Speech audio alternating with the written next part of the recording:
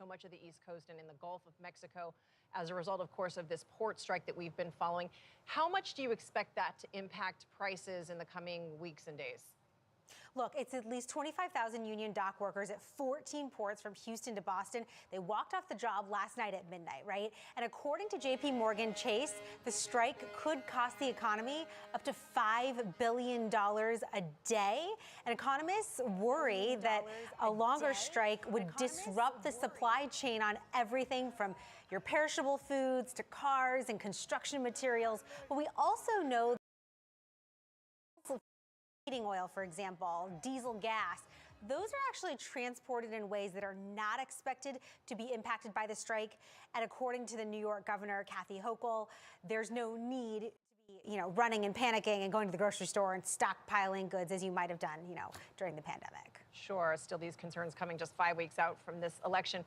But the other top issue on the campaign trail, how much families are struggling to cover the cost of childcare. This has been a big one in terms of talking points. Senator Vance made some headlines recently over his suggestion that grandparents should be more involved. Yeah, Cecilia, this caught the attention of a lot of parents of young kids. This is the care economy, right? It's been a central talking point for both Vance and Walz. But here's the brutal reality. The cost of childcare is rising faster than inflation. It's almost double the rate of inflation. Both of these candidates have said they support permanently expanding the child tax credit. Harris and Walz have also said federal paid family leave would be an important priority here if they win. But again, few specifics on how long it should be. And we do know that Vance told our colleague Margaret Brennan back in August that he supports an expanded child tax credit, expanded child care options for families beyond preschool and daycare. But that grandparents' comment certainly striking a chord, saying aunts and uncles should be helping out more too, Cecilia. Yeah, Jolene, I was really struck by this next one on housing. A CBS News poll found that half of Americans aged 30 to 64, they are not confident that they will ever reach the American dream of being able to own a home. What are the campaigns promising to change that? Cecilia, look, you've got the Fed cutting interest rates last month, right? And you've got more Americans who want to get back into the housing market. So it's kind of encouraging to see. But Vice President Harris has now proposed a $25,000 down payment assistance program for certain first-time home buyers. She's also proposing a tax incentive for builders of starter homes, which are in short supply, to help tackle this supply problem, which has basically plagued our country for more than a decade and a half now. So this depends, again, on congressional approval. It depends on the type of implementation. And former President Trump has proposed changing regulations, making federal land available for housing. But he hasn't offered many details on that front. And he's also said he wants to deport 15 to 20 million undocumented workers who he is blaming for increasing housing demand, something that Senator Vance says he supports. But mass deportation could also impact the workforce needed to build homes here as well, Cecilia. Yeah, and so many questions on how they and if they will actually be able to pull off that plan, Jolene. Exactly. Thank you so much. Nancy, I want to ask you a quick question about this. The economy, compared to where the country was during the pandemic and compared to how that has wrecked economies all over the world, the U.S. economy has bounced back. The recession never came. Inflation is coming down. The jobs numbers are good. Can the Harris campaign say any of that without looking out of touch? And are they in the same bind that Joe Biden was in when he was running? I think Harris approaches it a little differently than Biden did. Biden really tried to thread the needle between, look how much I did to bring the economy back from the breach. Look at all the jobs that were created. Look how prices, or inflation at least, has come down. Look at this legislation that I passed. And yes, we need to do more, but I'm working on it and I've got a record. Harris has really leaned into the notion that more needs to be done to help American families. She talks a lot about that. You heard Jolene just describing the assistance she wants to provide to first-time home buyers, the child tax credit, lots of different tax credits. And so there is some indication that approach, along with interest rates coming down, along with gas prices coming down, is starting to move the needle a little bit. Our polling shows that while Trump does still have an advantage on that big issue of the economy, that she's starting to inch closer and closer. All right, Nancy, thank you. Guys, we are just minutes away from the vice presidential debate. You are watching CBS News. Stay with us.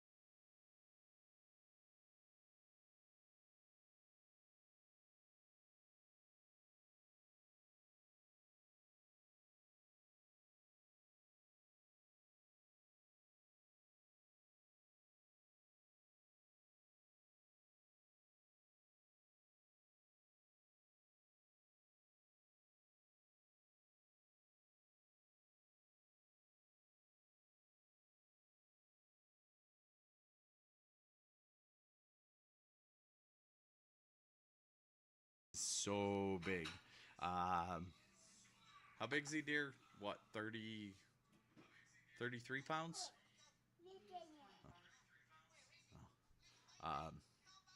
He just had a doctor's appointment, but 25? Oh, he's 33 inches. 33 inches. Yeah, he's a big boy. Welcome to the club now, gonna pump it up now. This is an emergency music. Ash! Welcome to the club now, everybody's up now, got it going on. Welcome back, Ash. Major news Thank you the day for of a debate resub. before, and we're sure getting it 11 today. months. 11 months. Yeah, John, you remember back in 2016 when you hosted the Republican presidential primary debate, and that morning Antonin Scalia died, and suddenly you had to rip up all the questions and focus on the future of the Supreme Court, which probably hadn't been a top-of-mind concern. Well, look at what's happened in the last few days. It's only October 1, but in essence, we've had some surprises. The intensification of the situation in the Middle East, major storms ravaging the Southeast that are now going to cause some debate over spending and climate change. All of them a reminder that as president, whoever is president, faces all sorts of unexpected challenges that suddenly can prop up. And, you know, it'll be interesting to see tonight exactly how that factors in to the debate. Cecilia? All right, Ed, you don't get to go anywhere. We're going to be checking back in with you when it is all over, and we are now just officially minutes away from the start of this debate. I want to get your final thoughts, Major. I want to start with you because we've been saying so much is on the line tonight. How much of tonight is about the audience of one for J.D. Vance? A considerable amount. President Trump has expectations for J.D. Vance. J.D. Vance knows, as Robert Costa so thoroughly laid out, at age 40, his entire political career is ahead of him. If this ticket does not prevail, the Republican Party will find itself in an uncomfortable and unwelcome and unwanted post-Trump era. What role does J.D. Vance play in that? A considerable amount of that decision will be drawn from what he does tonight. He knows that. In contrast, Governor Walz is 60, 1 year older than Kamala Harris. He does not have any obvious designs on the presidency if Kamala Harris wins and serves out 2 terms. He's there to enhance the ticket as it exists and amplify things on the positive side where and when he can. Very different calculations, very different risk factors for the two. And Bob, even if you're Bob Dole, who had a bad night in 1976, he was the nominee 20 years later for the Republican Party. So you can even rescue yourself from a bad night. What are your final thoughts on tonight? Everybody in the press, when we're in the press galleries, on the campaign planes, they talk about these vice presidential debates as low impact, but they really are high stakes. Everybody watching tonight knows one of these two men could become president of the United States. The country is going to take a temperature on character, on policy.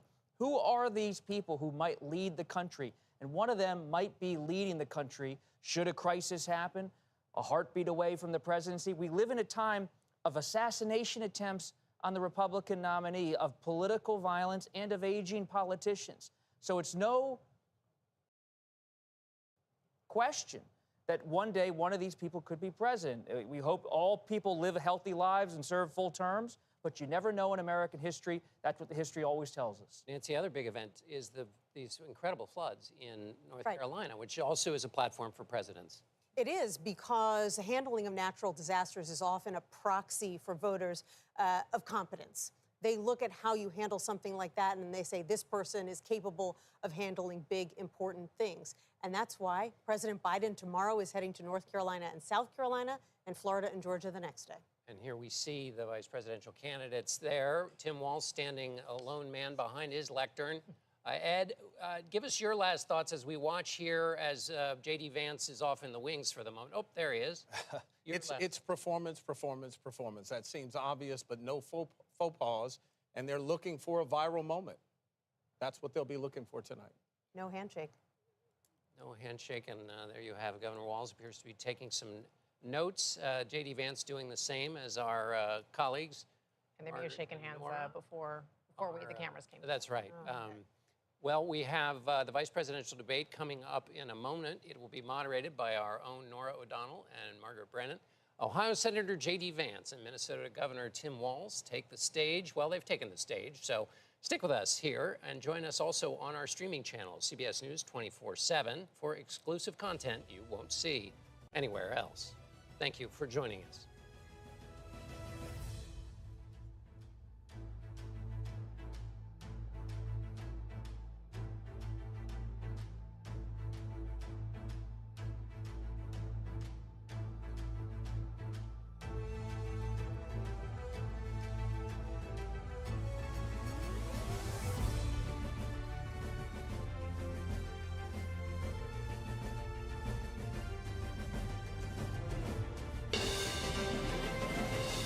Tonight, with just over a month to go until Election Day, the first and only meeting between the two men who hope to become Vice President of the United States, Democratic Governor Tim Walz of Minnesota and Republican Senator J.D. Vance of Ohio. Now, this is likely the final debate of this election cycle, and voting is already underway in 20 states. CBS News polling shows this remains a race either presidential candidate could win. The CBS News vice presidential debate starts now. Fight for every single vote, and we're going to take this country back. And we are ready to continue to build the future together. We're going to turn this whole country red with President Donald J. Trump's leadership. You know what's at the end of this little journey? Kamala Harris as the next president of the United States. This is a CBS News special, live from CBS News headquarters in New York. America Decides, the vice presidential debate. Good evening, I'm Norah O'Donnell, and thank you for joining us for tonight's CBS News Vice Presidential Debate. We want to welcome our viewers on CBS, on other networks here in the U.S. and around the world. We have a consequential night ahead, and our focus is the issues that matter to you, the voter. Let's introduce the candidates. Minnesota's Democratic Governor Tim Walz and Ohio's Republican Senator J.D. Vance, tonight meeting for the first time. I'm Margaret Brennan. In order to have a thoughtful and civil debate, these are the rules that both campaigns have agreed to. Questions will be directed at one candidate, who will have 2 minutes to respond. The other candidate will be allowed 2 minutes for rebuttal. Then each candidate will get another minute to make further points, with an additional 1 minute each at the discretion of the moderator. The primary role of the moderators is to facilitate the debate between the candidates, enforce the rules, and provide the candidates with the opportunity to fact-check claims made by each other. CBS News reserves the right to mute the candidates' microphones to maintain decorum. We have not shared the questions or topics with the campaigns. The stage is set. Governor, Senator, thank you for joining us. Let's get started. Tonight, our country is facing several unfolding crises. The Middle East is on the brink of war. Americans are suffering from the catastrophic impact of Hurricane Helene. And now a labor strike as 25,000 dock workers from Maine to Texas are picketing. We're going to begin tonight with the Middle East. Margaret. Thank you, Norah. Earlier today, Iran launched its largest attack yet on Israel, but that attack failed, thanks to joint U.S. and Israeli defensive action. President Biden has deployed more than 40,000 U.S. military personnel and assets to that region over the past year to try to prevent a regional war. Iran is weakened, but the U.S. still considers it the largest state sponsor of terrorism in the world, and it has drastically reduced the time it would take to develop a nuclear weapon. It is down now to 1 or 2 weeks' time.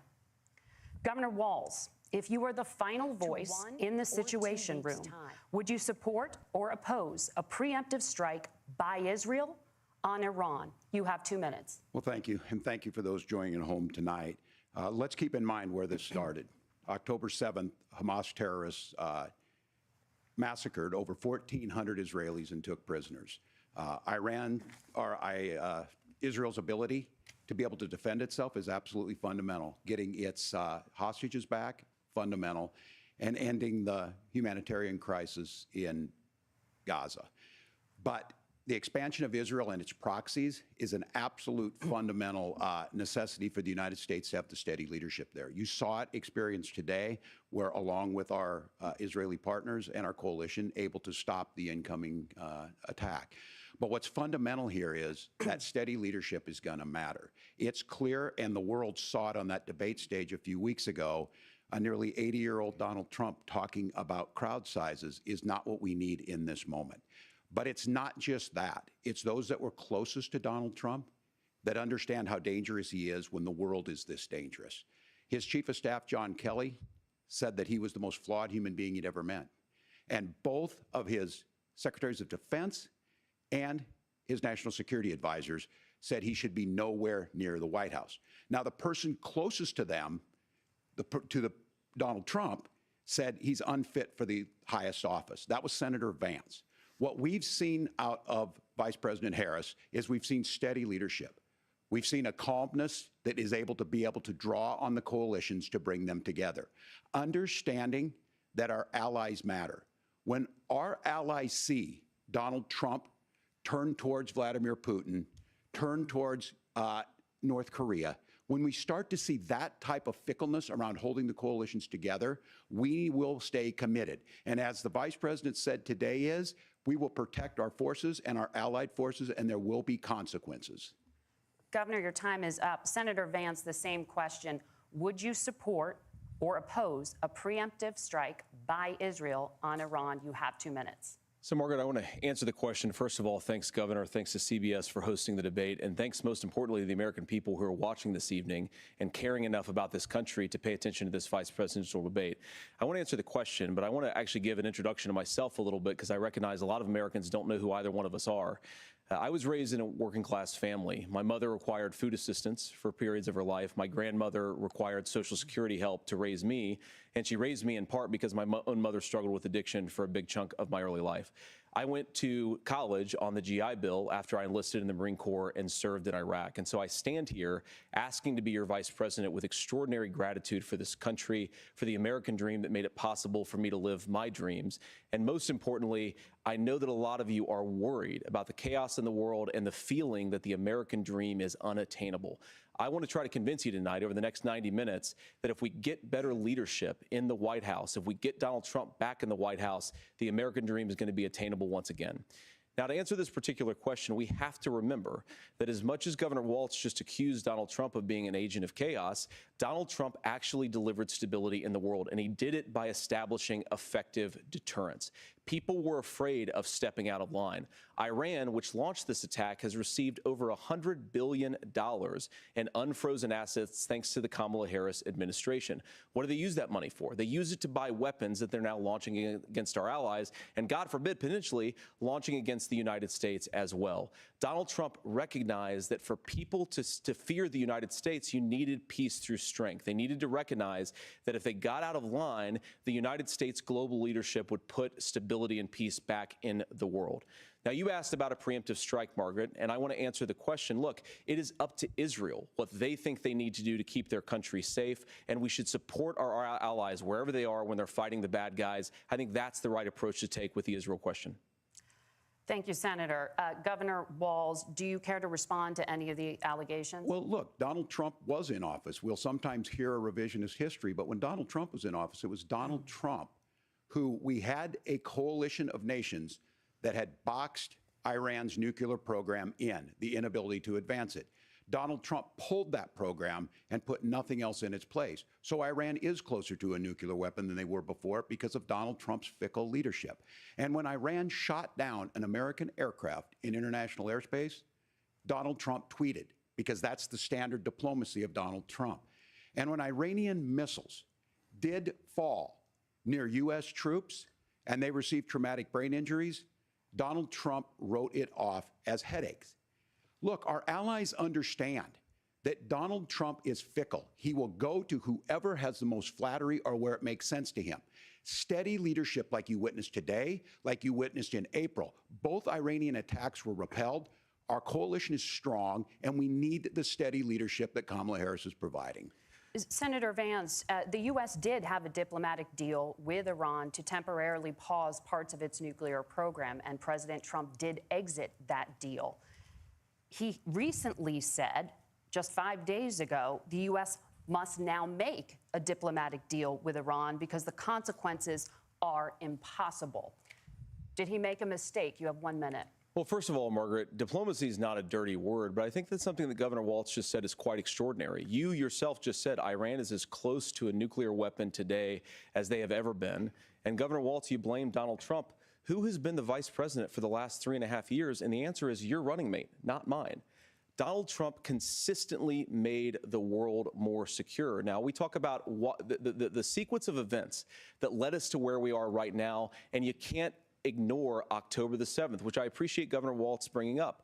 But when did Iran and Hamas and their proxies attack Israel? It was during the administration of Kamala Harris. So Governor Walz can criticize Donald Trump's tweets, but effective, smart diplomacy and peace through strength is how you bring stability back to a very broken world.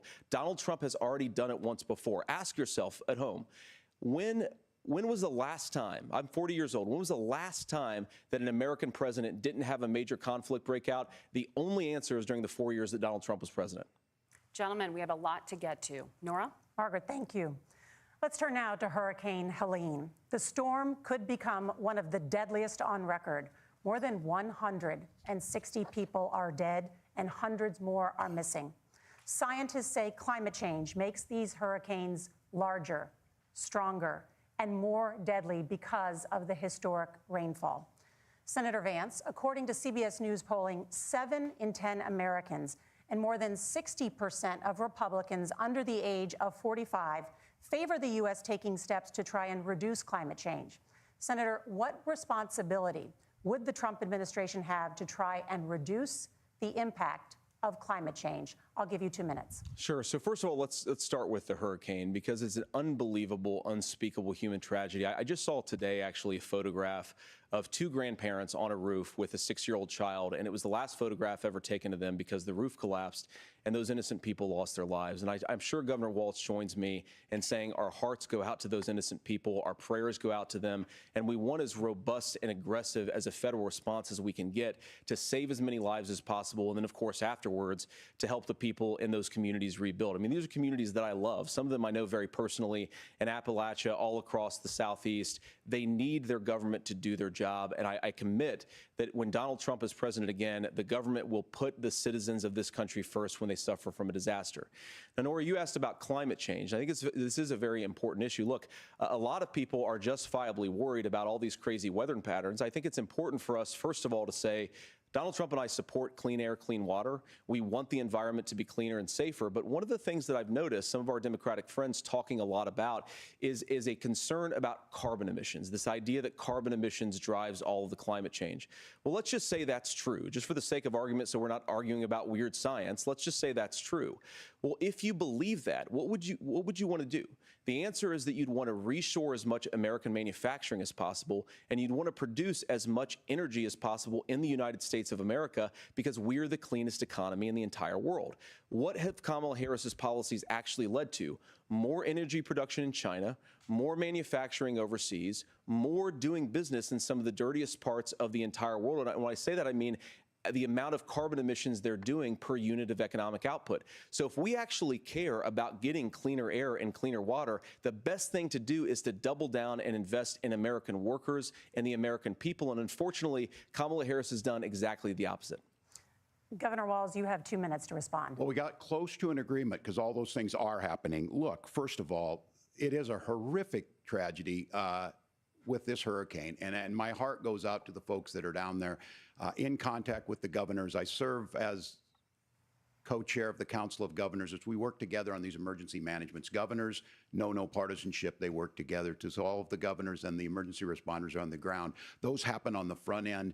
The federal government comes in, makes sure they're there to that we recover, but we're still in that phase where we need to make sure that they're staying there, staying focused. Now, look, coming back to the climate change issue, there's no doubt this thing roared onto the scene faster and stronger than anything we've seen. Senator Vance has said that there's a climate problem in the past. Donald Trump called it a hoax and then joked that these things would make more beachfront property to be able to invest in. What we've seen out of the Harris administration now, the Biden-Harris administration, is we've seen this investment. We've seen massive investments, the biggest in global history that we've seen in the Inflation Reduction Act, has created jobs all across the country. 2,000 in Jeffersonville, Ohio, taking the EV technology that we invented and making it here. 200,000 jobs across the country. The largest solar manufacturing plant in North America sits in Minnesota. But my farmers know climate change is real. They've seen 500-year droughts, 500-year floods back to back. But what they're doing is adapting, and this has allowed them to tell me, look, I harvest corn, I harvest soybean, and I harvest wind. We are producing more natural gas and more oil at any time than we ever have. We're also producing more clean energy. So the solution for us is to continue to move forward that climate change is real. Reducing our impact is absolutely critical, but this is not a false choice. You can do that at the same time you're creating the jobs that we're seeing all across the country. That's exactly what this administration has done. We are seeing us becoming an energy superpower for the future, not just the current. And that's what absolutely makes sense. And then we start thinking about how do we mitigate these disasters. Thank you. Senator, I want to give you an opportunity to respond there. The governor mentioned that President Trump has called climate change a hoax. Do you agree?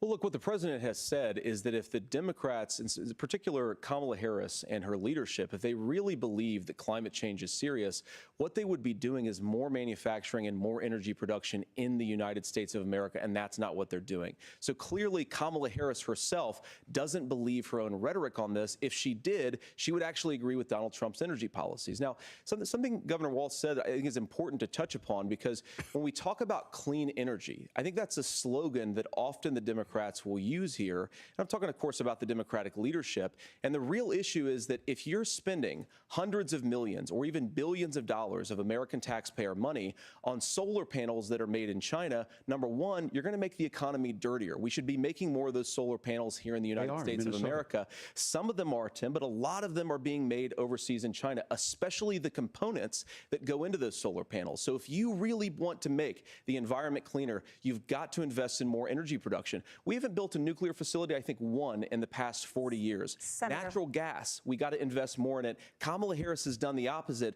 That's raised energy prices and also meant that we're doing Senator, worse by the climate. your time is up. Governor, would you like to respond? Well, look, we're producing more natural gas than we ever have. There's no moratorium on that. We're producing more oil. But the folks know, and like I said again, these are not liberal folks. These are not folks that are Green New Deal folks. These are farmers that have been drought one year, massive flooding the next year. They understand that it makes sense. Look, our #1 export cannot be topsoil from erosion from these massive storms. We saw it in Minnesota this summer. And thinking about how do we respond to that, we're thinking ahead on this. And what Kamala Harris has been able to do in Minnesota, we're starting to weatherproof some of these things. The infrastructure law that was passed allows us to think about mitigation in the future. How do we make sure that we're protecting by burying our power lines? How do we make sure that we're protecting lakefronts and things that we're seeing more and more of? But to call it a hoax and to take the oil company executives to Mar-a-Lago, say, give me money for my campaign and I'll let you do whatever you want. We can be smarter about that, and an all-above energy policy is exactly what she's doing, creating those jobs right here. Governor, your time is up. The overwhelming consensus among scientists is that the Earth's climate is warming at an unprecedented rate. Margaret? Thank you, Nora.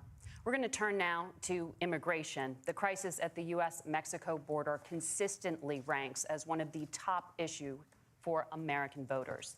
Senator Vance, your campaign is pledging to carry out the largest mass deportation plan in American history and to use the U.S. military to do so. Could you be more specific about exactly how this will work?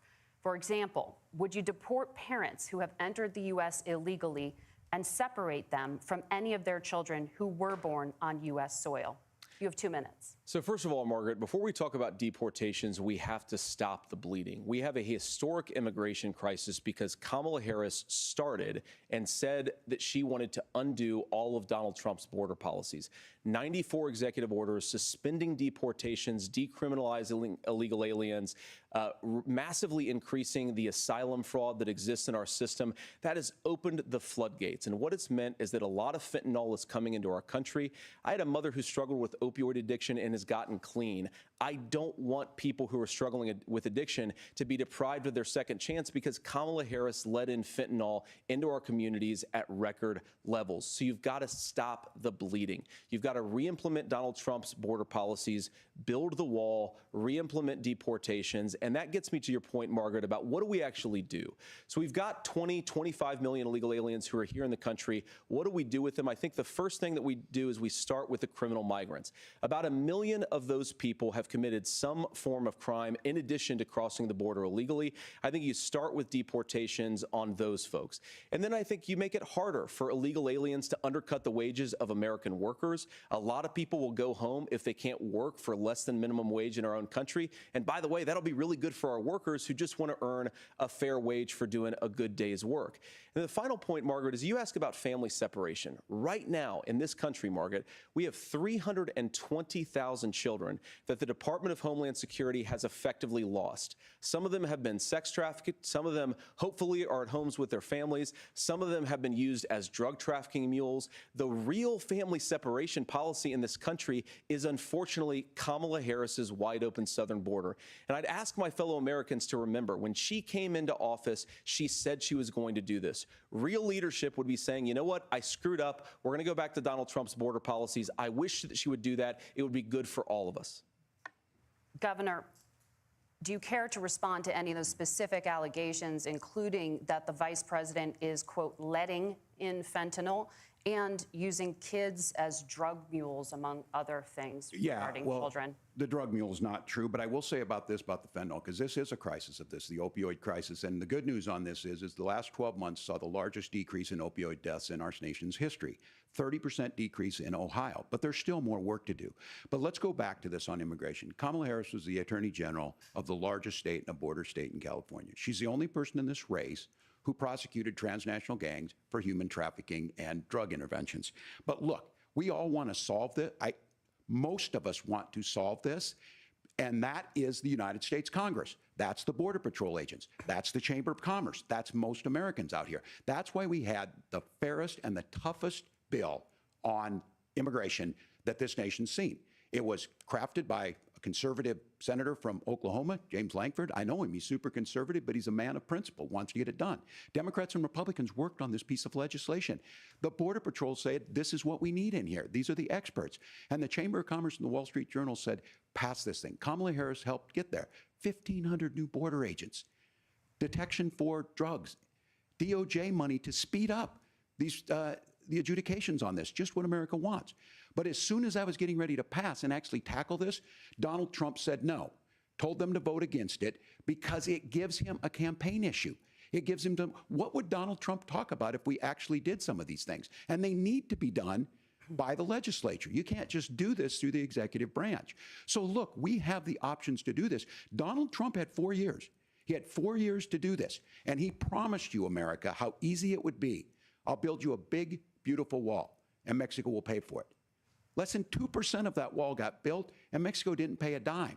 But here we are again, 9 years after he came down that escalator, dehumanizing people and telling them what he was going to do. As far as the deportation plan, at one point, Senator Vance said it was so unworkable to be laughable. So that's where we're at. Pass the bill, she'll sign it. Governor, your time is up. Senator, the question was, will you separate parents from their children, even if their kids are U.S. citizens? You have 1 minute. Margaret, my point is that we already have massive child separations thanks to Kamala Harris's open border. And I didn't accuse Kamala Harris of inviting drug mules. I said that she enabled the Mexican drug cartels to operate freely in this country. And we know that they use children as drug mules, and it is a disgrace, and it has to stop. Look, I think what Tim said just doesn't pass the smell test. For 3 years, Kamala Harris went out bragging that she was going to undo Donald Trump's border policy. She did exactly that. We had a record number of illegal crossings. We had a record number of fentanyl coming into our country. And now that she's running for president, or a few months before, she says that somehow she got religion and cared a lot about a piece of legislation. The only thing that she did when she became the vice president, when she became the appointed border czar, was to undo 94 Donald Trump executive actions that opened the border. This problem is leading to massive problems in the United States of America. Parents who can't afford health care, schools that are overwhelmed. It's got to stop, and it will when Donald Trump is president again. Senator, your time is up. Governor, what about our CBS News polling, which does show that a majority of Americans, more than 50%, support mass deportations? Look, we fix this issue with a bill that is necessary, but the issue on this is what happens when you don't want to solve it. You demonize it. And we saw this, and Senator Vance, and it surprises me on this, talking about and saying, I will create stories to bring attention to this. That vilified a large number of people who were here legally in the community of Springfield. The Republican governor said, it's not true, don't do it. There's consequences for this. There's consequences. We could come together. Senator Langford did it. We could come together and solve this if we didn't let Donald Trump continue to make it an issue. And the consequences in Springfield were the governor had to send state law enforcement to escort kindergartners to school. I believe Senator Vance wants to solve this, but by standing with Donald Trump and not working together to find a solution, it becomes a talking point. And when it becomes a talking point like this, we dehumanize and villainize other human beings. Tim, Governor, your time is up. Senator, I'll give you 1 minute, but let me just ask you the question first. The governor has made the point, and I think as a sitting lawmaker, you know that Congress controls the purse strings and any funding. So you have said repeatedly that Donald Trump would, through executive action, solve this. Do you disagree that Congress controls the purse strings and would need to support many of the changes that you would actually want to implement? You have 1 minute. Look, Margaret, first of all, the gross majority of what we need to do at the southern border is just empowering law enforcement to do their job. I've been to the southern border more than our borders are. Kamala Harris has been, and it's actually heartbreaking because the Border Patrol agents, they just want to be empowered to do their job. Of course, additional resources would help, but most of this is about the president and the vice president empowering our law enforcement to say, if you try to come across the border illegally, you've got to stay in Mexico, you've got to go back through proper channels. Now, Governor Walz brought up the community of Springfield, and he's very worried about the things that I've said in Springfield. Look, in Springfield, Ohio, and in communities all across this country, you've got schools that are overwhelmed. You've got hospitals that are overwhelmed. You have got housing that is totally unaffordable because we brought in millions of illegal immigrants to compete with Americans for scarce homes. The people that I'm most worried about in Springfield, Ohio, are the American citizens who have had their lives destroyed by Kamala Harris's open border. It is a disgrace, Tim. And I actually think, I agree with you. I think you want to solve this problem, but I don't think that Kamala Harris does. Senator, your time is up. Governor, you have 1 minute to respond. Yeah, well, it is law enforcement that asked for the bill. They helped craft it. They're the ones that supported it. That's because they know we need to do this.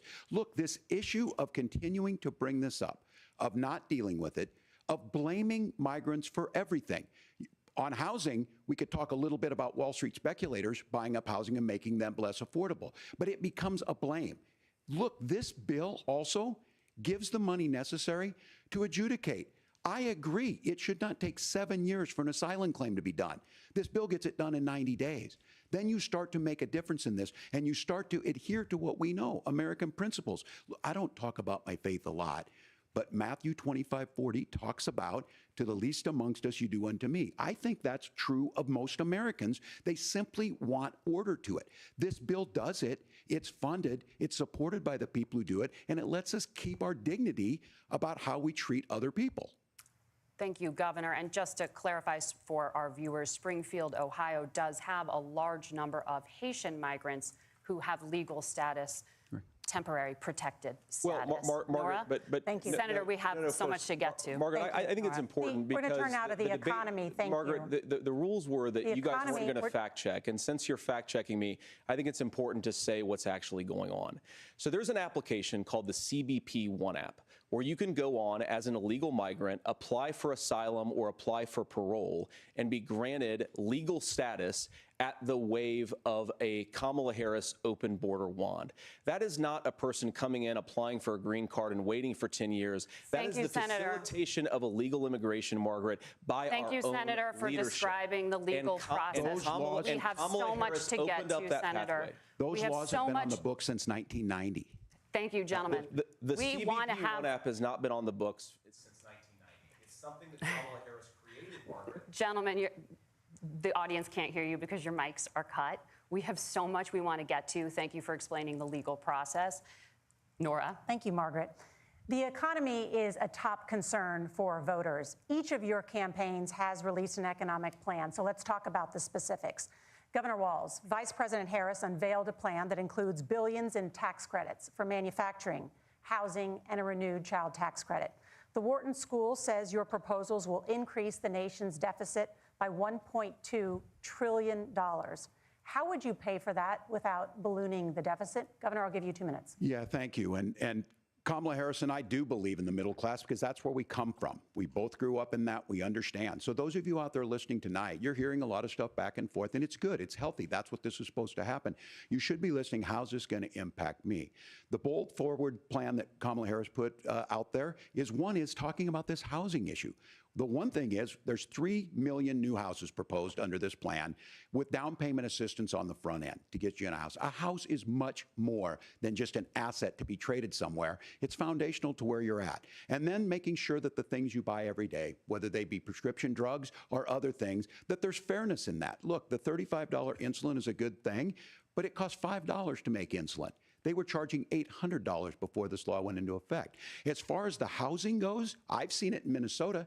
12% more houses in Minneapolis, prices went down on rent 4%. It's working.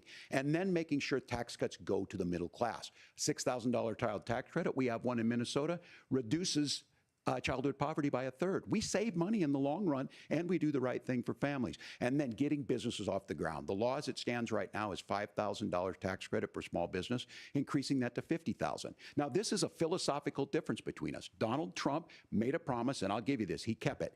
He took folks to Mar-a-Lago, he said, you're rich as hell, I'm gonna give you a tax cut. He gave the tax cuts that predominantly went to the top class. What happened there was an $8 trillion increase in the national debt, the largest ever. Now he's proposing a 20% consumption or sales tax on everything we bring in. Everyone agrees, including businesses, it would be destabilizing it, it would increase inflation and potentially lead to a recession. Look, this is simple for you. Where are we going? Kamala Harris has said to do the things she wants to do, we'll just ask the wealthiest to pay their fair share. When you do that, our system works best, more people are participating in it, and folks have the things that they need. Senator, I want to give you a moment to respond on that. But similarly, the Wharton School has done an analysis of the Trump plan and says it would increase the nation's deficit by $5.8 trillion.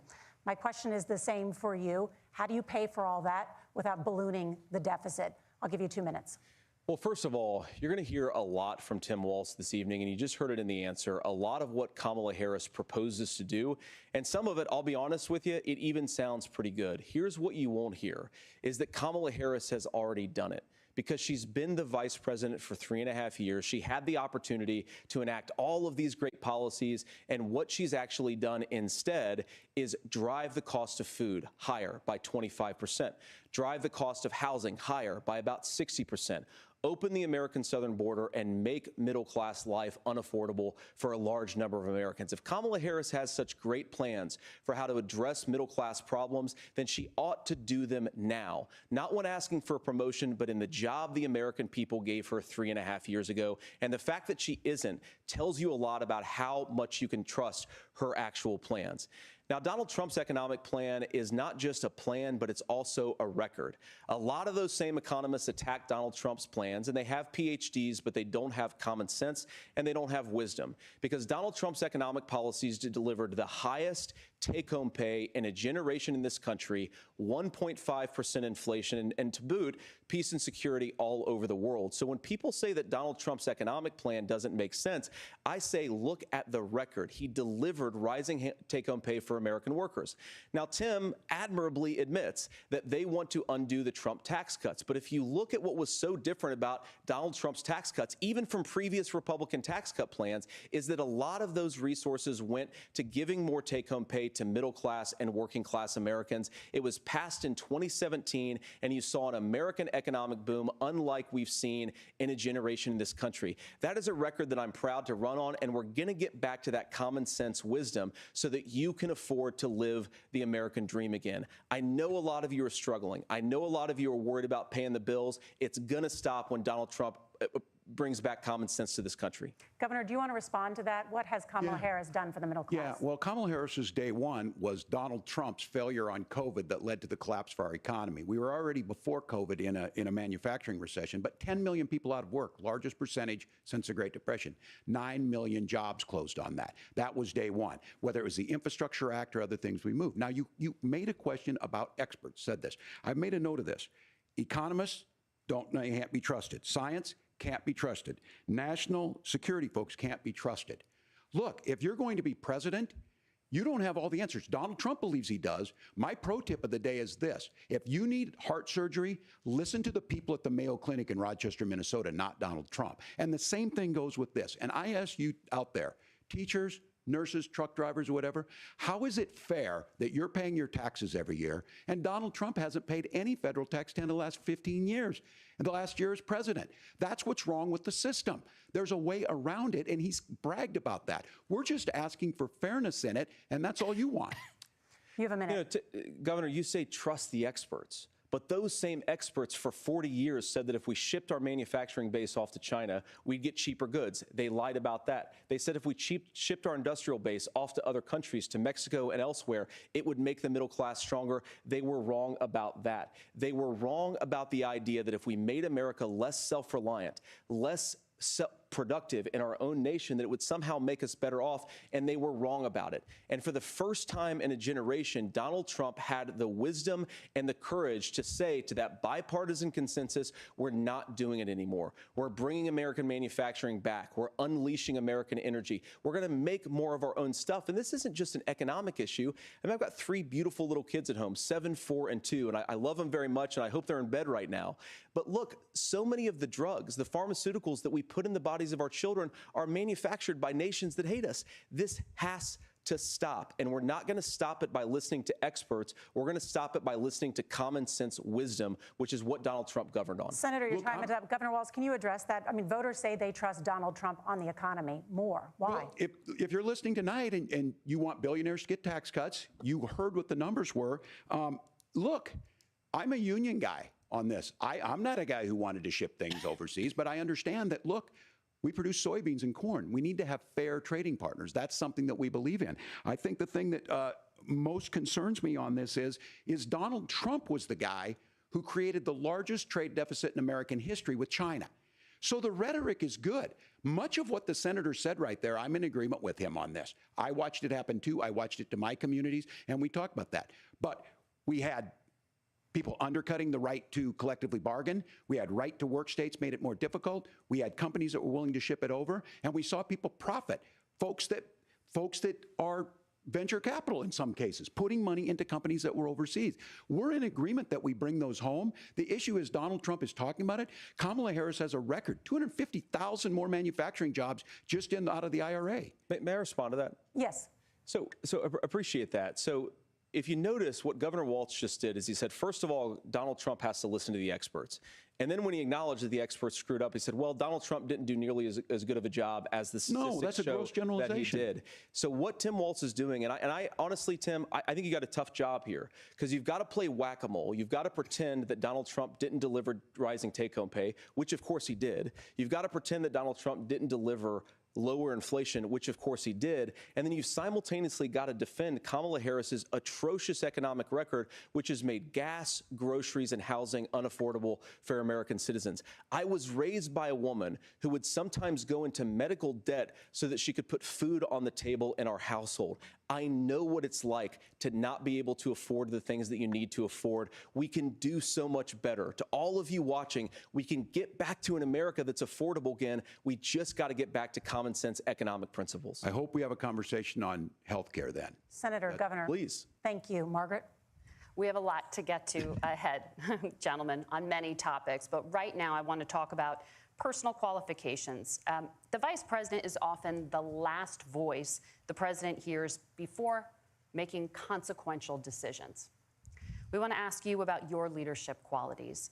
Governor Walz, you said you were in Hong Kong during the deadly Tiananmen Square protests in the spring of 1989. But Minnesota Public Radio and other media outlets are reporting that you actually didn't travel to Asia until August of that year.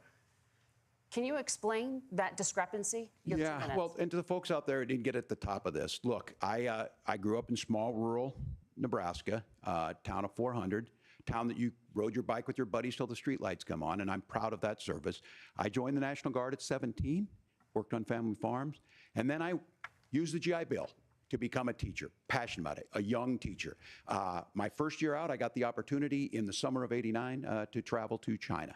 35 years ago, be able to do that. I came back home and then started a program to take young people there. We would take basketball teams, we would take baseball teams, we would take dancers, and we would go back and forth to China. The issue for that was to try and learn. Now, look, my community knows who I am. They saw where I was at.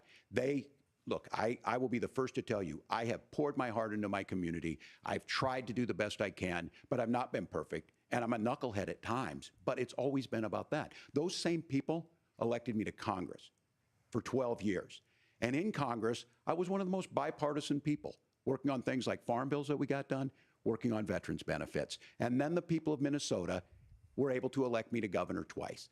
So look, my commitment has been from the beginning to make sure that I'm there for the people, to make sure that I get this right. I will say more than anything, many times I will talk a lot, I will get caught up in the rhetoric, but being there, the impact it made, the difference it made in my life, I learned a lot about China. I hear the critiques of this. I would make the case that Donald Trump should have come on one of those trips with us. I guarantee you he wouldn't be praising Xi Jinping about COVID, and I guarantee you he wouldn't start a trade war that he ends up losing. So this is about trying to understand the world. It's about trying to do the best you can for your community, and then it's putting yourself out there and letting your folks understand what it is. My commitment, whether it be through teaching, which I was good at, or whether it was being a good soldier or was being a good member of Congress, those are the things that I think are the values that people care about.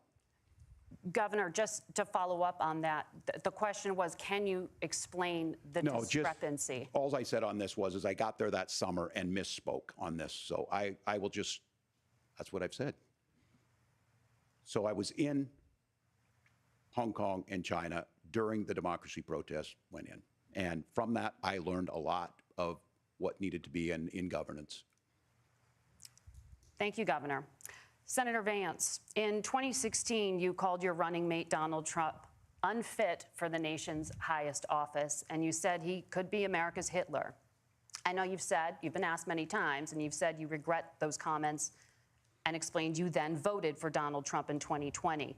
But the Washington Post reported new messages last week in which you also disparaged Trump's economic record while he was president, writing to someone in 2020, quote, "Trump thoroughly failed to deliver his economic populism."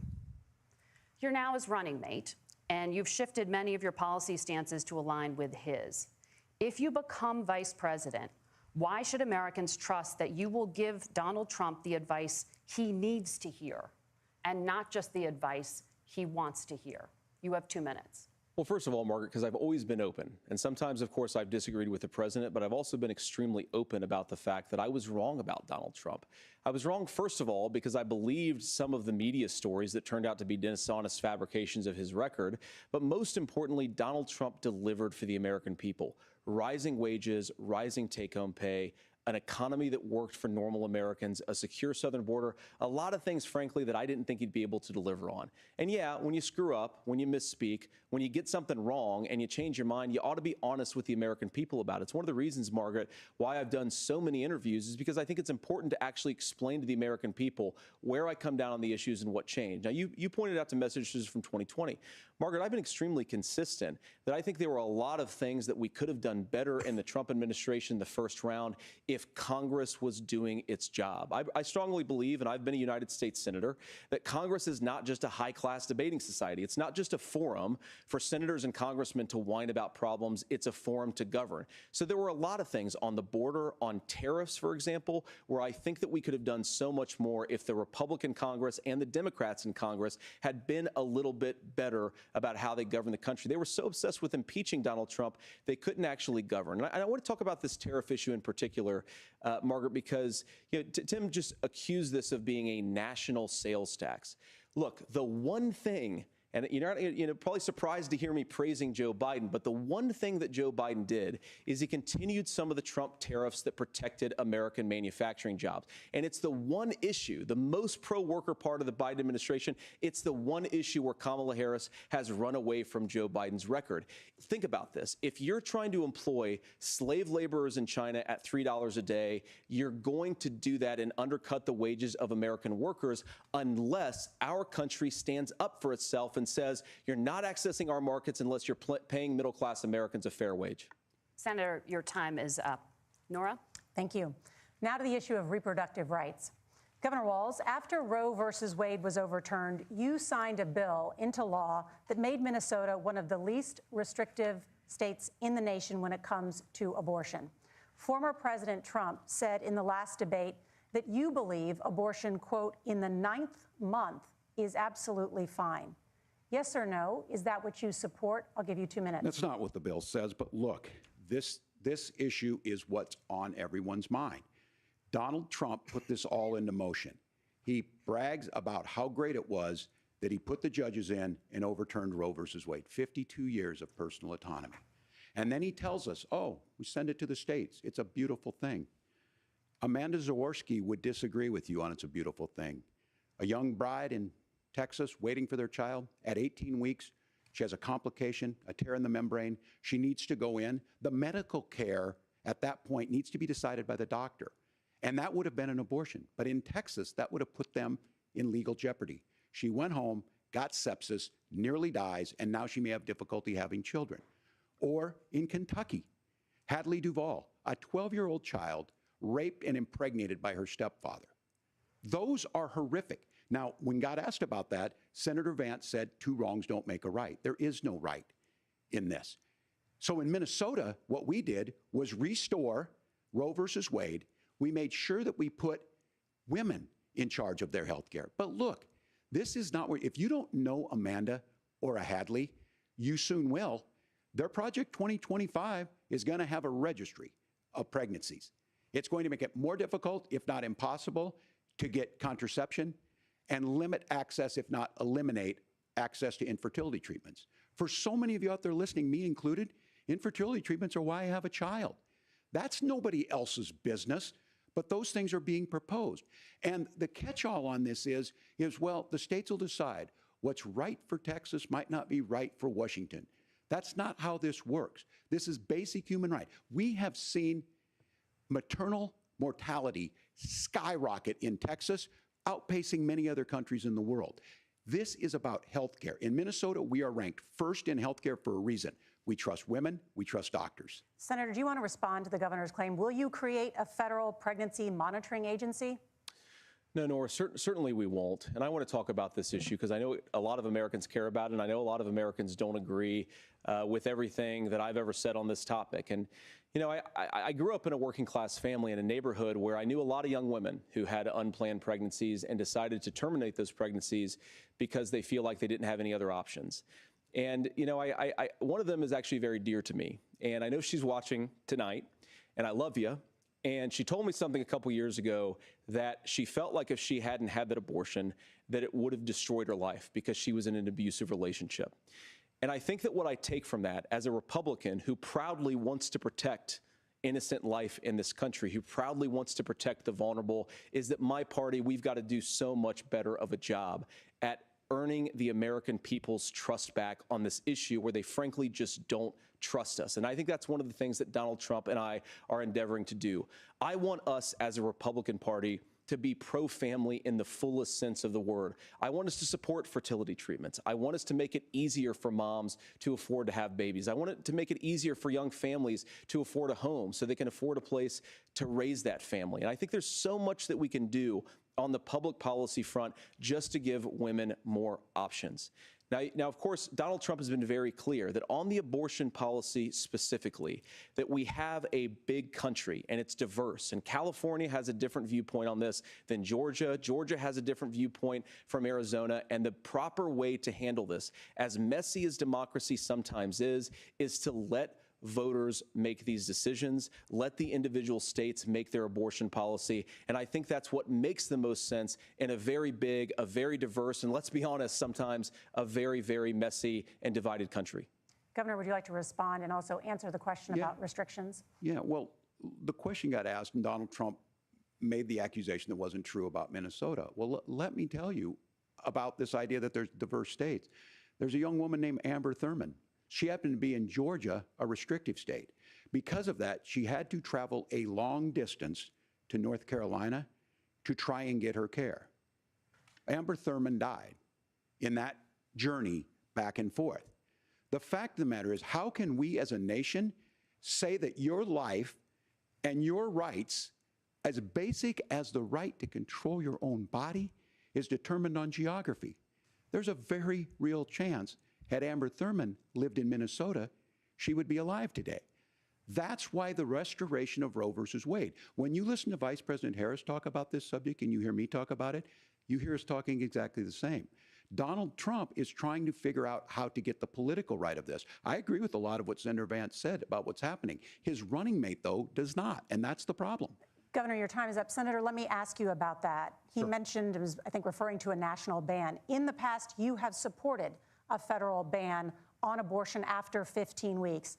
In fact, you said if someone can't support legislation like that, quote, you are making the United States the most barbaric pro-abortion regime anywhere in the entire world. My question is, why have you changed your position? Well, Nora, first of all, I never supported a national ban. I did when I was running for Senate in 2022 talk about setting some minimum national standard. For example, we have a partial birth abortion ban in place in this country at the federal level. I don't think anybody's trying to get rid of that, or at least I hope not, though I know that Democrats have taken a very radical pro-abortion stance. But Nora, you know, one of the things that changed is in the state of Ohio, we had a referendum in 2023, and the people of Ohio voted overwhelmingly, by the way, against my position. And I think that what I learned from that, Nora, is that we've got to do a better job at winning back people's trust. So many young women would love to have families. So many young women also see an unplanned pregnancy as something that's going to destroy their livelihood, destroy their education, destroy their relationships. And we have got to earn people's trust back. And that's why Donald Trump and I are committed to pursuing pro-family policies, making childcare more accessible, making fertility treatments more accessible, because we've got to do a better job at that. And that's what real leadership is. Governor, your response. I'm going to respond on the pro-abortion piece of that. No, we're not. We're pro-women. We're pro-freedom to make your own choice. We know what the implications are to not be that. Women having miscarriages, women not getting the care, physicians feeling like they may be prosecuted for providing that care. And as far as making sure that we're educating our children and giving them options, Minnesota's a state with one of the lowest teen pregnancy rates. We understand that too. We know that the options need to be available, and we make that true. We also make it, we're a top 3 state for the best place to raise children. But these two things to try and say that we're pro-children, but we don't like this, or you guys are pro-abortion, that's not the case at all. We are pro-freedoms for women to make their choices, and we're going, and Kamala Harris is making the case, to make options for children more affordable, a $6,000 child tax credit, but we're not going to base that on the backs of making someone like Amber Thurman drive 600 miles to try and get health care. Senator? May I respond to that? First of all, Governor, I agree with you. Amber Thurman should still be alive, and there are a lot of people who should still be alive, and I certainly wish that she was. And maybe you're free to disagree with me on this and explain this to me, but as I read the Minnesota law that you signed into law, the statute that you signed into law, it says that a doctor who presides over an abortion where the baby survives, the doctor is under no obligation to provide life-saving care to a baby who survives a botched late-term abortion. That is, I think, whether you're pro-choice or pro-abortion, that is fundamentally barbaric. And that's why I use that word, Nora, is because some of what we've seen, do you want to force Catholic hospitals to perform abortions against their will? Because Kamala Harris has supported suing Catholic nuns to violate their freedom of conscience. We can be a big and diverse country where we respect people's freedom of conscience and make the country more pro-baby and pro-family. But please. Yes, Governor, please respond. Look, this is one where there's always something there. This is a very simple proposition. These are women's decisions to make about their healthcare decisions, and the physicians who know best when they need to do this. Trying to distort the way a law is written to try and make a point, that's not it at all. What was I wrong about, Governor? Please tell me, what was I wrong about? That is not the way the law is written. Look, I've given But this, how? I've given this advice on a lot of things, that getting involved, getting engaged, that's been misread, and it was fact-checked at the last debate. But the point on this is there's a continuation of these guys to try and tell women or to get involved. I use this line on this, just mind your own business on this. Things worked best when Roe versus Wade was in place. When we do a restoration of Roe, that works best. That doesn't preclude us from increasing funding for children. It doesn't increase us from making sure that once that child's born, like in Minnesota, they get meals, they get early childhood education, they get health care. So hiding behind we're going to do all these other things when you're not proposing them in your budget. Kamala Harris is proposing them. She's proposing all those things to make life easier for families. I asked a specific question, Governor. You gave me a slogan as a response. It's not the case. It's not true. That's not what the law says. So they fact-checked it with President Trump. Gentlemen, there's a lot to discuss. We have to move on, and we're going to be right back with much more of the CBS News vice presidential debate in just a moment.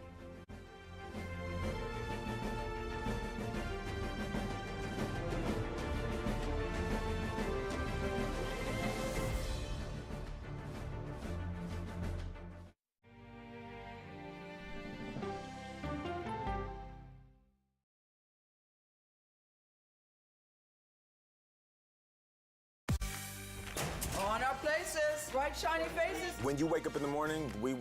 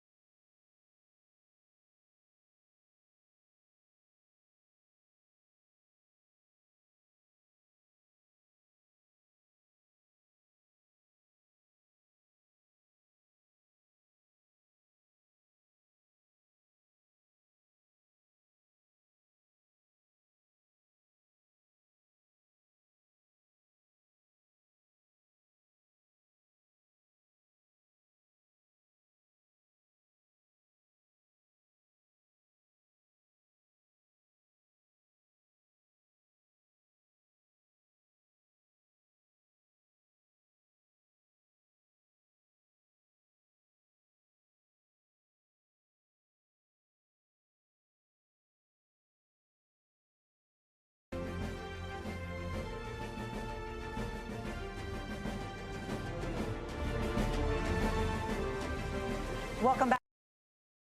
Vice presidential debate. We want to turn now to America's gun violence epidemic. The leading cause of death for children and teens in America is by firearms. Senator Vance, you oppose most gun legislation that Democrats claim would curb gun violence. You oppose red flag gun laws and legislation to ban certain semi-automatic rifles, including AR-15s. So let me ask you, earlier this year, for the first time, the parents of a school shooter were convicted of involuntary manslaughter and sentenced to 10 years in prison. Do you think holding parents responsible could curb mass shootings? I'll give you 2 minutes. Yeah, well, Nora, on that particular case, I don't know the full details, but I certainly trust local law enforcement and local authorities to make those decisions. I think in some cases the answer is going to be yes, and in some cases the answer is going to be no. And the details really matter here, of course. For example, if a kid steals a gun, that's going to be different than if a parent hands over a gun knowing that their kid is potentially dangerous. But look, I want to just sort of speak as a father of 3 beautiful little kids, and our oldest is now in 2nd grade. And like a lot of parents, we send our kids to school with such hope and such joy and such pride at their little faces on the first day of school. And we know, unfortunately, that a lot of kids are going to experience this terrible epidemic of gun violence. And of course, our hearts go out to the families that are affected by this terrible stuff. And we do have to do better. And I think that Governor Walz and I actually probably agree that we need to do better on this. The question is just, how do we actually do it? Now, here's something that really bothers me and worries me about this epidemic of violence. The gross majority, close to 90% in some of the statistics I've seen, of the gun violence in this country is committed with illegally obtained firearms. And while we're on that topic, we know that thanks to Kamala Harris's open border, we've seen a massive influx in the number of illegal guns run by the Mexican drug cartels. So that number, the amount of illegal guns in our country is higher today than it was 3.5 years ago. But what do we do about the schools? What do we do to protect our kids? And I think the answer is, and I say this not loving the answer, because I don't want my kids to go to school in a school that feels unsafe or where there are visible signs of security. But I unfortunately think that we have to increase security in our schools. We have to make the doors lock better. We have to make the doors stronger. We've got to make the windows stronger. And of course, we've got to increase school resource officers, because the idea that we can magically wave a wand and take guns out of the hands of bad guys, it just doesn't fit with recent experience. So we've got to make our schools safer. And I think we've got to have some common sense bipartisan solutions for how to do that. Governor, you have 2 minutes.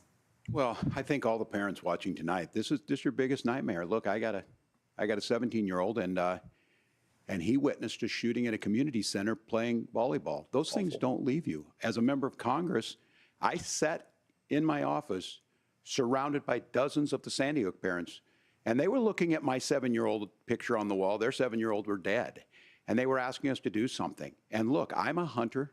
I own firearms. The vice president is. We understand that the Second Amendment is there, but our first responsibility is to our kids to figure this out. In Minnesota, we've enacted enhanced red flag laws, enhanced background checks, and we can start to get data. But here's the problem. If we really want to solve this, we've got folks that won't allow research to be even done on gun violence.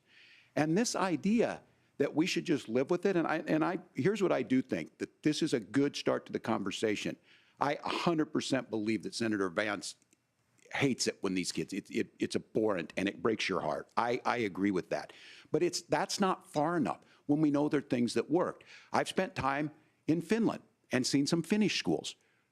They don't have this happen, even though they have a high gun ownership rate in the country. There are reasonable things that we can do to make a difference. It's not infringing on your Second Amendment. And the idea to have some of these weapons out there, it just doesn't make any sense. Kamala Harris, as an attorney general, worked on this issue. She knows that it's there. No one's trying to scaremonger and say we're taking your guns, but I ask all of you out there, do you want your schools hardened to look like a fort? Is that what we have to go? When we know there's countries around the world that their children aren't practicing these types of drills. They're being kids. We owe it to them to get a fix. These are things that shouldn't be that difficult. You can still keep your firearms, and we can make a difference. We have to. If you're listening tonight, this breaks your heart.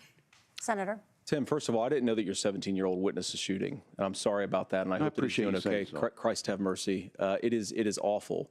And I appreciate what Tim said, actually, about Finland, because I do think it illustrates some of the frankly, weird differences between our own country's gun violence problem and Finland. Okay, first of all, we have way higher rates of mental health abuse, or mental health substance abuse. We have way higher rates of depression, way higher rates of anxiety. We unfortunately have a mental health crisis in this country that I really do think that we need to get to the root causes of, because I don't think it's the whole reason why we have such a bad gun violence problem, but I do think it's a big piece of it. Another driver of the gun violence epidemic, especially that affecting our kids, it doesn't earn as many headlines, but is the terrible gun violence problem in a lot of our big cities. And this is why we have to empower law enforcement to arrest the bad guys, put them away, and take gun offenders off the streets. I think there's a whole host of things that we can do here, but I do think at our schools we've got to talk about more security. Senator, thank you. Governor, you previously opposed an assault weapons ban, but only later in your political career did you change your position. Why? Yeah, I sat in that office with those Sandy Hook parents. I've become friends with school shooters. I've seen it. Look, the NRA, I was an NRA guy for a long time. They used to teach gun safety. I'm of an age where my shotgun was in my car so I could pheasant hunt after football practice. That's not where we live today. And several things I want to mention on this is, talking about cities and where it's at, the number one where the most firearm deaths happen in Minnesota are rural suicides. And we have an epidemic of children getting guns and shooting themselves. And so we have, and we should look at all of the issues, making sure folks have health care and all that, but I want to be very careful. This idea of stigmatizing mental health, just because you have a mental health issue doesn't mean you're violent. And I think what we end up doing is we start looking for a scapegoat. Sometimes it just is the guns. It's just the guns, and there are things that you can do about it. But I do think that this is one, and I think this is a healthy conversation. I think there's a capacity to find solutions on this that work, protect Second Amendment, protect our children. That's our priority. Gentlemen, thank you. Margaret? Thank you, Nora. Let's turn now to the top contributor to inflation, the high cost of housing and rent. There's a shortage of more than 4 million homes in the United States, and that contributes to the high housing prices. Governor Walz, the Harris campaign promises a $25,000 down payment assistance for first-time home buyers and a $10,000 tax credit. They also promise to build 3 million new homes. Where are you building these homes, and won't handing out that kind of money just drive up prices higher? No, it's not handing out. We have, first, let me say this issue of housing, and I think those of you listening on this, the problem we've had is that we've got a lot of folks that see housing as another commodity. It can be bought up, it can be shifted, it can be moved around. Those are not folks living in those houses. Those of you listening tonight, that house is a big deal. I bought and owned one house in my life. My mom still lives in the house where I was. And when I think of a house, I'm thinking of Christmas services after midnight mass where you go with your family. We need to make it more affordable. And one of the things, as I said, this program that the Vice President is pushing forward and bringing a new way of approaching this is something we're doing in Minnesota from that lead. We in the state invested in making sure our housing was the biggest investment that we'd ever made in housing. It starts to make it easier. We cut some of the red tape. Local folks, look, we can't do it at the federal level, but local folks make it easier to build those homes. And then that down payment assistance. I can tell all of you out there, one of the, certainly for me, using the GI Bill was one thing, but a veteran's home loan, the big thing about a veteran's home loan is you don't have to pay the down payment. Those are things that make it there. Now, look, you're going to pay it back, and you're going to pay your mortgage. Those are things that we know in the long run, the appreciated value, the generational wealth that's created from it. And I will give Minneapolis an example. Minneapolis is the one city where we've seen the lowest inflation rates.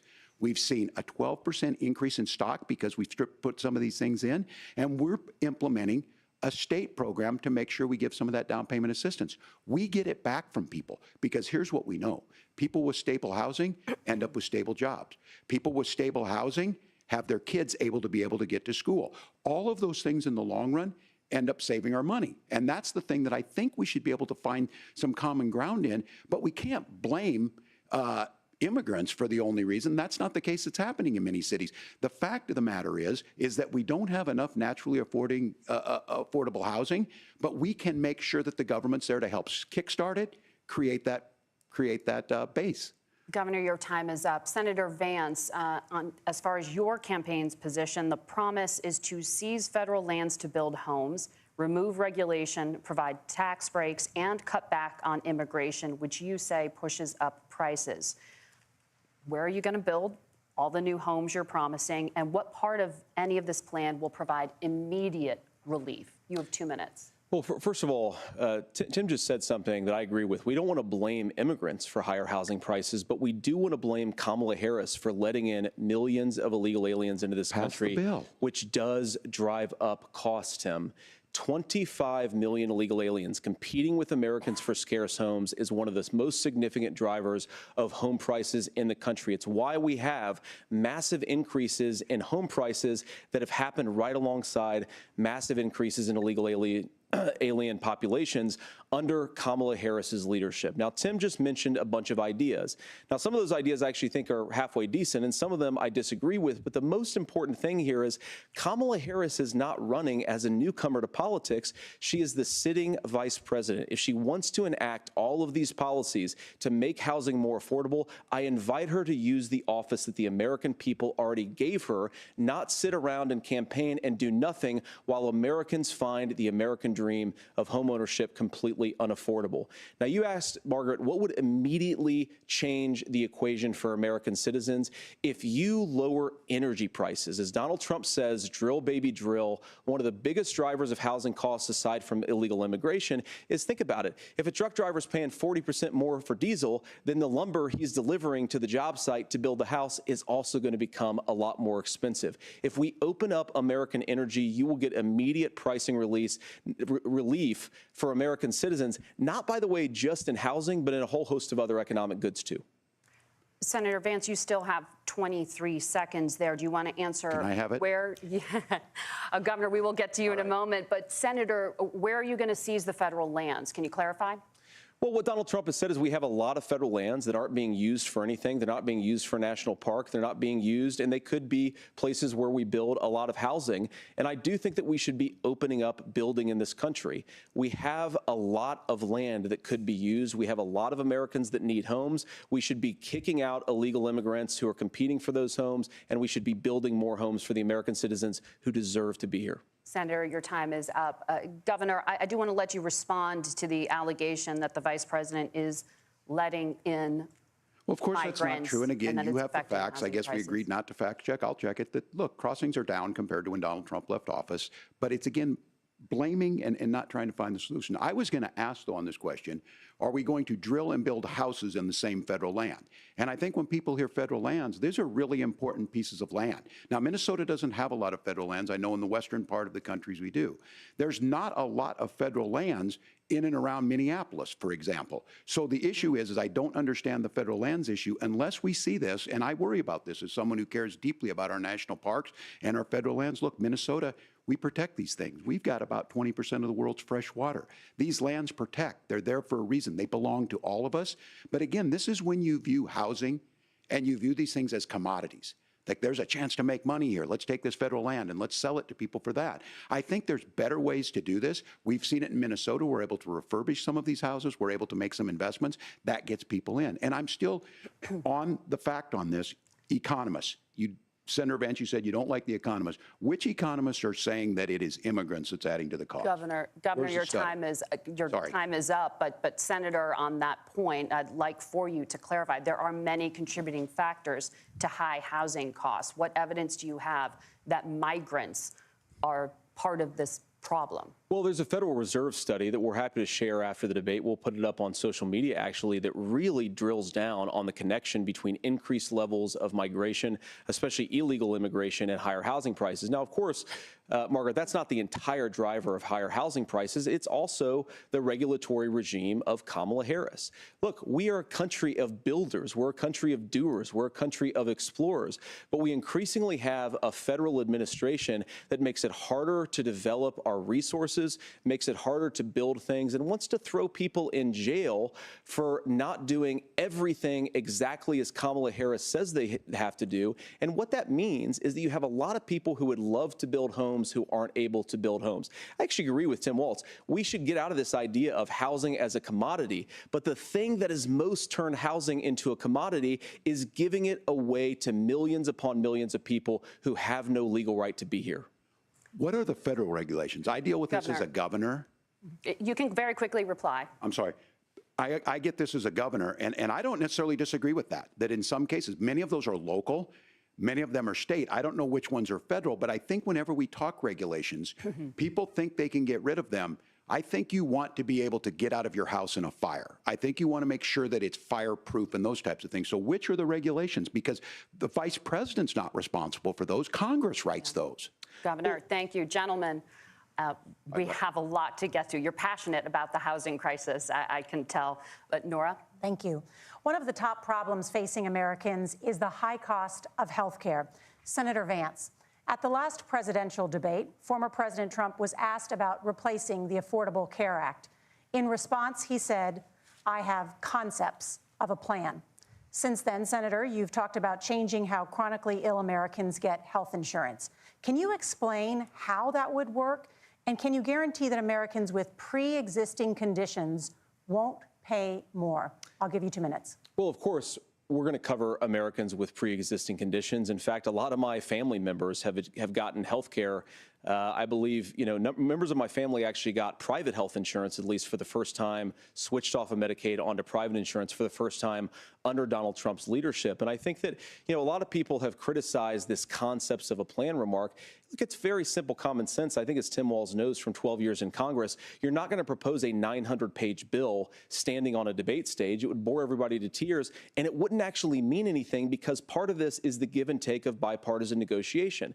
Now, when Donald Trump was actually president, and again, he has a record to be proud of, prescription drugs fell in 2018 for the first time in a very long time. Under Kamala Harris's leadership, prescription drugs are up about 7%. Under Donald Trump's entire 4 years, they were up about 1.5%. He introduced pricing transparency. Think about healthcare. You go into a hospital, you try to buy something, and nobody knows what it actually costs. That price transparency will actually give American consumers a little bit more choice and will also drive down costs. And we talked about, the reinsurance regulations is what I was talking about. Look, Donald Trump has said that if we allow states to experiment a little bit on how to cover both the chronically ill but the non-chronically ill, it's not just a plan. He actually implemented some of these regulations when he was president of the United States. And I think you can make a really good argument that it salvaged Obamacare, which was doing disastrously until Donald Trump came along. And I think this is an important point about President Trump. Of course, you don't have to agree with everything that President Trump has ever said or ever done. But when Obamacare was crushing under the weight of its own regulatory burden and health care costs, Donald Trump could have destroyed the program. Instead, he worked in a bipartisan way to ensure that Americans had access to affordable care. It's not perfect, of course, and there's so much more that we can do, but I think that Donald Trump has earned the right to put in place some better health care policies. He's earned it because he did it successfully the first time. Governor? All right, here's where being an old guy gives you some history. I was there at the creation of the ACA. And the reason it was so important is I come from a major healthcare state, home of the Mayo Clinic, home to Medical Alley, 3M, Medtronic, all of those. We understand healthcare. It's why we're ranked first on affordability and accessibility and quality of healthcare. And so what I know is under Kamala Harris, more people are covered than they have before. And those of you listening, this is critical to you. Now, Donald Trump all of a sudden wants to. Go back and remember this. He ran on the first thing he was going to do on day one was to repeal Obamacare. On day one, he tried to sign an executive order to repeal the ACA. He signed on to a lawsuit to repeal the ACA, but lost at the Supreme Court. And he would have repealed the ACA had it not been for the courage of John McCain to save that bill. Now, fast forward, what that means to you is you lose your pre-existing conditions. If you're sitting at home and you got asthma, too bad. If you're a woman, probably not. Broke your foot during football, might kick you out. Your kids get kicked out when they're 26. Kamala Harris negotiated drug prices for the first time with Medicare. We have 10 drugs that will come online, the most common ones that'll be there. But look, this issue, and when Donald Trump said, I've got a concept of a plan, it cracked me up as a fourth grade teacher because my kids would have never given me that. But what Senator Vance just explained might be worse than a concept, because what he explained is pre-Obamacare. And I'll make this as simple as possible because I have done this for a long time. What they're saying is, if you're healthy, why should you be paying more? So what they're going to do is let insurance companies pick who they insure, because guess what happens? You pay your premium, it's not much. They figure they're not going to have to pay out to you. But those of you a little older, gray, got cancer, you're going to get kicked out of it. That's why the system didn't work. Kamala Harris will protect and enhance the ACA. Governor, thank you. Senator, you have not yet explained how you would protect people with pre-existing conditions or laid out that plan. Well, look, we currently have laws and regulations in place right now that protect people with pre-existing conditions. We want to keep those regulations in place, but we also want to make the health insurance marketplace function a little bit better. Now, what Governor Walz just said is actually not true. A lot of what happened, and the reason that Obamacare was crushing under its own weight, is that a lot of young and healthy people were leaving the exchanges. Donald Trump actually helped address that problem, and he did so in a way that preserved people's access to coverage who had pre-existing conditions.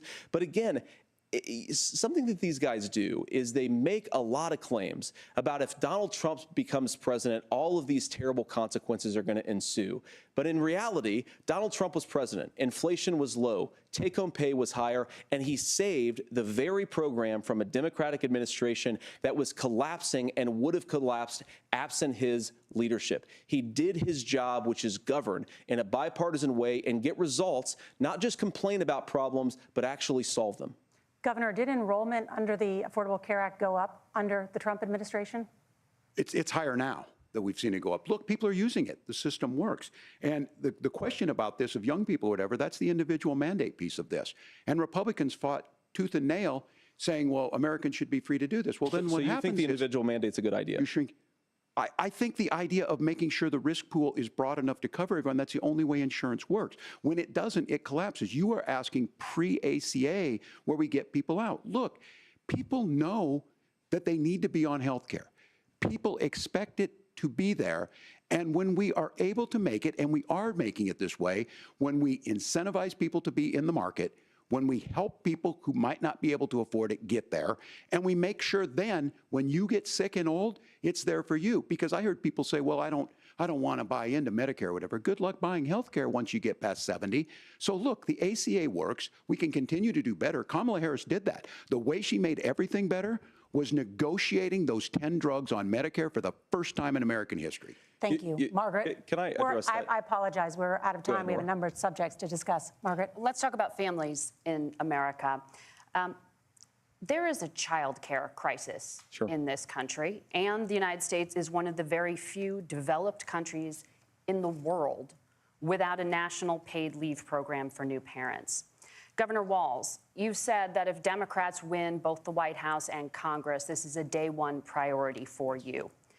How long should employers be required to pay workers while they are home taking care of their newborns? You have 2 minutes. Yeah, well, that's negotiable, and that's what Congress worked. But here's what the deal is. Americans sitting out there right now, you may work for a big company. Look, we're home in Minnesota to some of the largest Fortune 500 companies.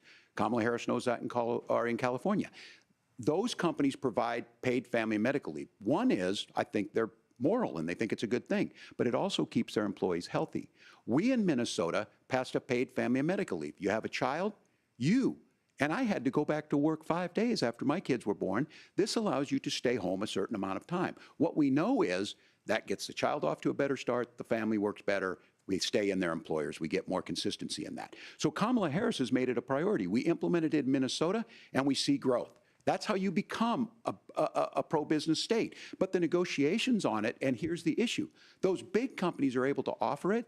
Those of you out there who don't have it, just imagine what happens if you get cancer or your child gets sick. We know what happens. You end up staying home. In some places, that means no paycheck because you've got no protection on that. This is the case of an economy that Donald Trump has set for the wealthiest amongst us. He's willing to give those tax breaks to the wealthiest. He's willing to say, bust those unions up, do whatever. What we're saying is the economy works best when it works for all of us. And so a paid family medical leave program, and I will tell you, go to the families or go to the businesses and ask them. As far as childcare on this, you have to take it at both the supply and the demand side. You can't expect the most important people in our lives to take either our children or our parents to get paid the least amount of money. And we have to make it easier for folks to be able to get into that business and then to make sure that folks are able to pay for that. We were able to do it in Minnesota, and I'm still telling you this. We were listed as the best state. We're still in crisis on this. A federal program of paid family and medical leave and help with this will enhance our workforce, enhance our families, and make it easier to have the children that you want. Governor, your time is up. Senator, do you support a national paid leave program? And if so, for how long should employers be mandated to pay their employees while they are home taking care of their newborn? You have 2 minutes. Yeah, well, first of all, Margaret, a number of my Republican colleagues and some Democrats, too, have worked on this issue. And I think there is a bipartisan solution here because a lot of us care about this issue. I mean, look, I speak from this very personally because I'm married to a beautiful woman who is an incredible mother to our 3 beautiful kids, but is also a very, very brilliant corporate litigator. And I'm so proud of her. But being a working mom, even for somebody with all of the advantages of my wife, is extraordinarily difficult. And it's not just difficult from a policy perspective. She actually had access to paid family leave because she worked for a bigger company. But the cultural pressure on young families and especially young women, I think makes it really hard for people to choose the family model they want. A lot of young women would like to go back to work immediately. Some would like to spend a little time home with the kids. Some would like to spend longer at home with the kids. We should have a family care model that makes choice possible. And I think this is a very important substantive difference between Donald Trump and Kamala Harris's approach. I mean, look, if you look at the federal programs that we have that support paid family leave right now, the Community Development Block Grant, and there's another block grant program that spends a lot of money from the federal government. These programs only go to one kind of childcare model. Let's say you'd like your church maybe to help you out with childcare. Maybe you live in a rural area or an urban area and you'd like to get together with families in your neighborhood to provide childcare in the way that makes the most sense. You don't get access to any of these federal monies. We want to promote choice in how we deliver family care and how we promote childcare because, look, it is unacceptable. And, you know, of course, Tim and I have been on the campaign trail a lot the past 7 or 8 weeks. And one of the biggest complaints I hear from young families is people who feel like they don't have options, like they're choosing between going to work or taking care for their kids. That is an incredible burden to put on American families. We're the only country that does it. I think we could do a heck of a lot better. Senator, thank you. You have also said, Senator Vance, many things about the American family. The Federal Reserve says parents will spend nearly as much on child care as they do on housing each month. So I want to get your thoughts on this. President Trump recently said, as much as child care is talked about as being expensive, it's relatively speaking not very expensive compared to the kinds of numbers we'll be taking in. Is President Trump committed to the $5,000 per child tax credit that you have described? You have 1 minute. Well, what President Trump said, Margaret, I just want to defend my running mate here a little bit, is that we're going to be taking in a lot of money by penalizing companies for shipping jobs overseas and penalizing countries who employ slave laborers and then ship their products back into our country and undercut the wages of American workers.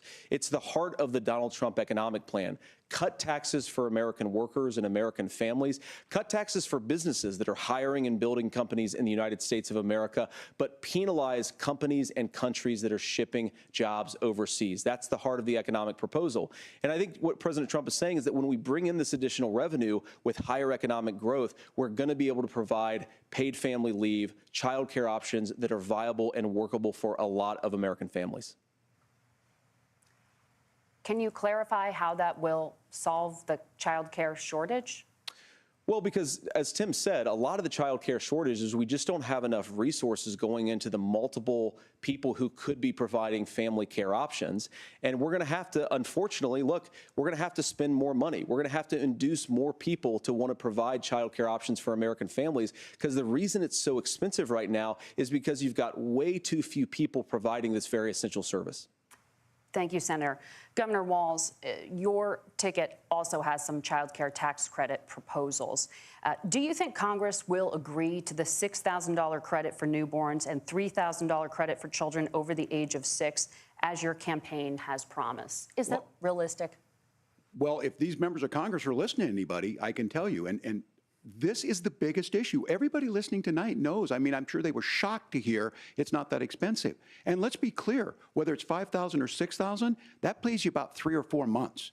Let's be clear of where we're at on this. It's because we got out of an imbalance on this. We thought we were going to get by not paying people. I don't think Senator Vance and I are that far apart. I'm not opposed to what he's talking about on options. We've done scholarships types of things. I think we need to be open to making the case. But the issue here is, the question you asked is, you're not going to pay for it with these tariffs. That's just adding another $4,000 on the family and taking less. So not only do they not get the money to pay for that, they're $4,000 in the hole. That's Wharton School. That's his alma mater. And so I think the issue here is, if those members of Congress, I can't believe they're not. When I go to businesses, sure, they'll talk about taxes sometime, but they will lead with childcare and they will lead with housing, because we know the problem is, especially in a state like Minnesota, we need more workers because our economy's growing, but we need the workforce. Governor, thank you. We need to move on. Nora? Let's talk about the state of democracy, the top issue for Americans after the economy and inflation. After the 2020 election, President Trump's campaign and others filed 62 lawsuits contesting the results. Judges, including those appointed by President Trump and other Republican presidents, looked at the evidence and said there was no widespread fraud. The governors of every state in the nation, Republicans and Democrats, certified the 2020 election results and sent a legal slate of electors to Congress for January 6th. Senator Vance, you have said you would not have certified the last presidential election and would have asked the states to submit alternative electors. That has been called unconstitutional and illegal. Would you again seek to challenge this year's election results, even if every governor certifies the results? I'll give you 2 minutes. Well, Nora, first of all, I think that we're focused on the future. We need to figure out how to solve the inflation crisis caused by Kamala Harris's policies, make housing affordable, make groceries affordable, and that's what we're focused on. But I want to answer your question because you did ask it.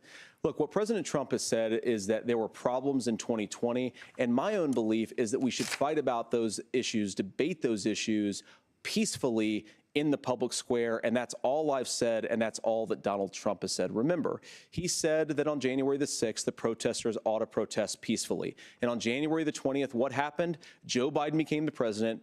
Donald Trump left the White House. And now, of course, unfortunately, we have all of the negative policies that have come from the Harris-Biden administration. I believe that we actually do have a threat to democracy in this country, but unfortunately, it's not the threat to democracy that Kamala Harris and Tim Walz want to talk about. It is the threat of censorship. It's Americans casting aside lifelong friendships because of disagreements over politics. It's big technology companies silencing their fellow citizens. And it's Kamala Harris saying that rather than debate and persuade her fellow Americans, she'd like to censor people who engage in misinformation. I think that is a much bigger threat to democracy than anything that we've seen in this country in the last 4 years, in the last 40 years. Now, I'm really proud, especially given that I was raised by 2 lifelong blue-collar Democrats, to have the endorsement of Bobby Kennedy Jr. and Tulsi Gabbard, lifelong leaders in the Democratic coalition. And of course, they don't agree with me and Donald Trump on every issue. We don't have to agree on every issue, but we're united behind a basic American First Amendment principle that we ought to debate our differences. We ought to argue about them. We ought to try to persuade our fellow Americans. Kamala Harris is engaged in censorship at an industrial scale. She did it during COVID. She's done it over a number of other issues. And that, to me, is a much bigger threat to democracy than what Donald Trump said when he said that protesters should peacefully protest on January the 6th. Governor? Well, I've enjoyed tonight's debate, and I think there was a lot of commonality here. And I'm sympathetic to misspeaking on things, and I think I might have with the senator. Me too, man. There's one though that this one is troubling to me, and I say that because I think we need to tell the story. Donald Trump refused to acknowledge this. And the fact is that I don't think we can be the frog in the pot and let the boiling water go up. He was very clear. I mean, he lost this election, and he said he didn't. 140 police officers were beaten at the Capitol that day, some with the American flag. Several later died. And it wasn't just in there. In Minnesota, a group gathered on the state Capitol grounds in St. Paul, and said, we're marching to the governor's residence and there may be casualties. The only person there was my son and his dog, who was rushed out crying by state police. That issue and Mike Pence standing there as they were chanting, hang Mike Pence. Mike Pence made the right decision. So, Senator, it was adjudicated over and over and over. I worked with kids long enough to know, and I said as a football coach, sometimes you really want to win, but the democracy is bigger than winning an election. You shake hands, and then you try and do everything you can to help the other side win. That's what was at stake here. Now, the thing I'm most concerned about is the idea that imprisoning your political opponents, already laying the groundwork for people not accepting this. And a president's words matter. A president's words matter. People hear that. So I think this issue of settling our differences at the ballot box, shaking hands when we lose, being honest about it, but to deny what happened on January 6th, the first time in American history that a president or anyone tried to overturn a fair election and the peaceful transfer of power. And here we are 4 years later in the same boat. I will tell you this, that when this is over, we need to shake hands this election, and the winner needs to be the winner. This has got to stop. It's tearing our country apart. Margaret? Senator Vance, did you want to respond to that? Yeah, well, look, Tim, first of all, it's really rich for Democratic leaders to say that Donald Trump is a unique threat to democracy when he peacefully gave over power on January the 20th, as we have done for 250 years in this country.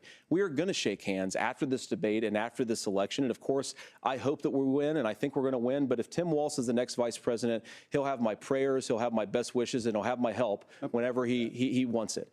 But we have to remember that for years in this country, Democrats protested the results of elections. Hillary Clinton in 2016 said that Donald Trump had the election stolen by Vladimir Putin because the Russians bought like $500,000 worth of Facebook ads. This has been going on for a long time.